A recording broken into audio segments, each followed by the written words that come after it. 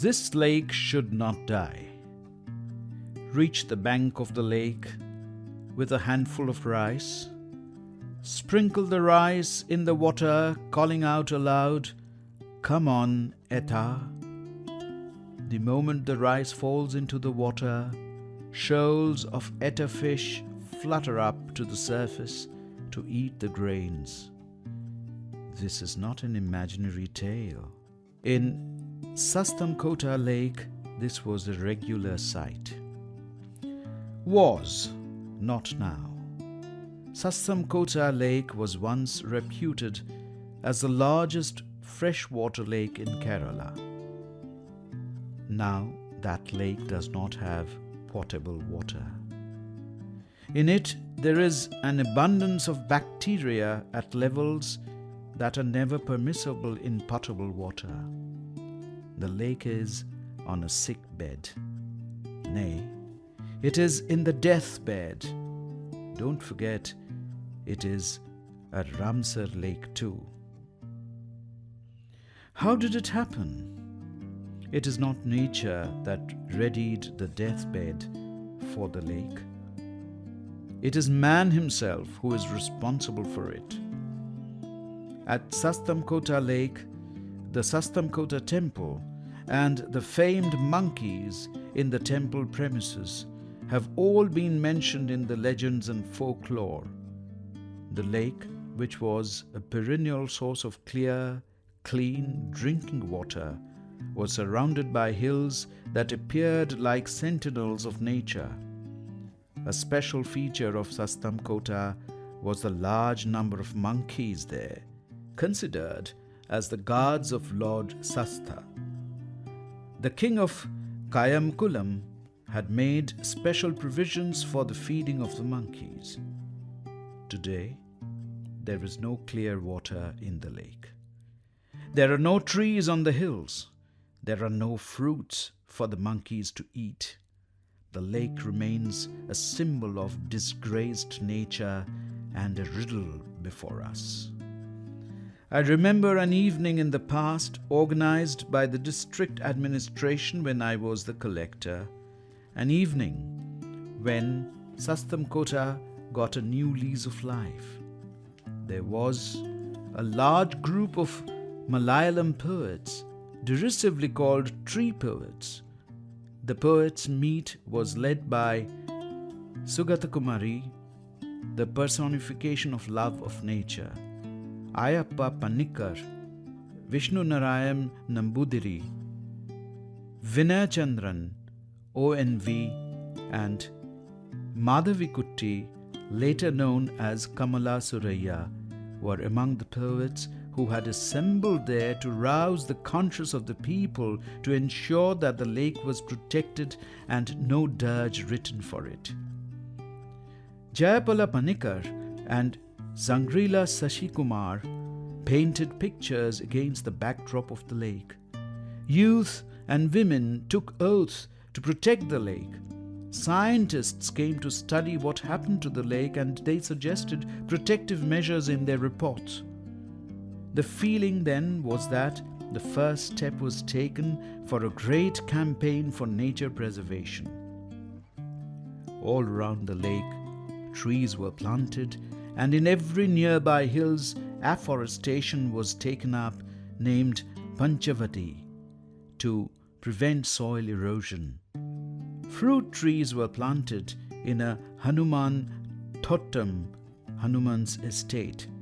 Youth planted saplings in wastelands. Nature lovers from the country and abroad came together to feed the monkeys. Visited Sasthamcottah again much later. I remember the beautiful lines written by Wordsworth on his revisit to Tintern Abbey after a gap of several years. My experience was not at all rejuvenating. I know it is a futile exercise to abhor history and accuse the past, yet what was seen at Sasthamcottah was a matter of anguish. The garland of forest and Panchavati were still there, but in the place where the instruction was to plant saplings of mango, jackfruit, bamboo, reeds, and soap trees, A veritable forest of acacia was seen. That perhaps was unavoidable, as the only saplings the forest department had were those of acacia. Hanumanthottam became just a memory. True, there were a few fruit trees here and there. The herbal garden named Sanjeevani Center, planted at the direction of Dr. Warrior of Kottakkal and other renowned Ayurveda acharyas, looked almost abandoned. The buildings constructed to provide Ayurveda treatment appeared in a derelict state. Felt pity. If the attitude is this towards plant life, it is not likely to be any different towards life breath itself. Sasthamcottah lake should not die. It has to continue to live. It is only the people of Sasthamcottah who say this from the depth of their hearts. For them, the link with the lake is like the relationship between Lord Shiva and his consort, Parvati, that is between word and meaning. There will be protection for the lake only on the basis of such a relationship. The strength of biblical personage Samson was in his profuse locks. If the locks were cut, he would lose his strength. It did happen precisely like that. If the umbilical cord of the link between Sasthamcottah lake and the local people is snapped, the lake there will die. The lake is a source of drinking water for the people of Kollam town and nearby places. The lake and its banks harbor a multitude of waterborne life forms and plants and trees and birds. Research students and scientists have collected detailed data on these aspects. Sasthamcottah is also a favorite haven of migratory birds. There were many serpent groves in the vicinity of the lake.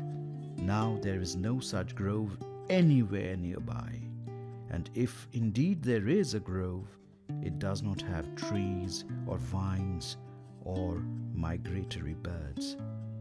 If anyone goes to the bank of the lake and sprinkles grains of rice into the water, calling, "Come on, Etta," Etta fish will not come. What a time it was! But that time has gone, never to return. Shouldn't there be a return? Certainly there should be. This is an issue of drinking water, of life, of future, and the coming generations. This lake was not a gift from our forefathers. It should be realized that it was borrowed from our children, and we should be able to return that loan to them. How can this be accomplished? If we have the will, it can be done. The waters of Sasthamcottah lake should not be dirtied. In fact, what did we do? We encroached on the banks of the lake and cultivated the land. The topsoil eroded and got deposited in the lake. We threw waste into the lake. When government agencies themselves colluded with such actions, there was no hope. And when the people living nearby went to the lake for their morning ablutions, the lake became a cesspool. The level of waste in that lake waters rose when it was used for bathing cattle and washing vehicles. Everyone knows what the problem is. If not, ask the residents of Sasthamcottah. They know it only too well. They also know the solutions, but that is not enough. The knowledge they have should be put to practical use. But who will bell the cat? It is the same old question in Aesop's fable that the people of Sasthamcottah also ask. Many tried. In the middle of the 80s, the district administration itself took the initiative to do something. Some voluntary agencies in the area carried it forward. The Water Save project of Global Nirmiti Net gave a new impetus in this regard. Preservation of Sasthamcottah Lake was the main item in the Homestead Afforestation Program of the Forest Department. Sasthamcottah was declared as eco-village. Now we should not go back. We should not forget that when a lake dies, a culture also dies. What is needed is a sense of purpose and a will to do. What we need is a team, not a crowd. Once Caesar in Rome had an experience. When there was delay in paying wages, the soldiers rose in protest.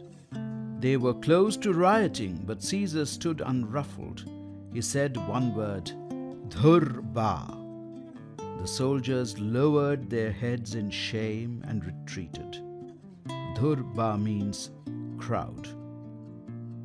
The champions of environmental protection should realize that they should not become a crowd. Be the soldiers of nature and don't waver till you reach your goal.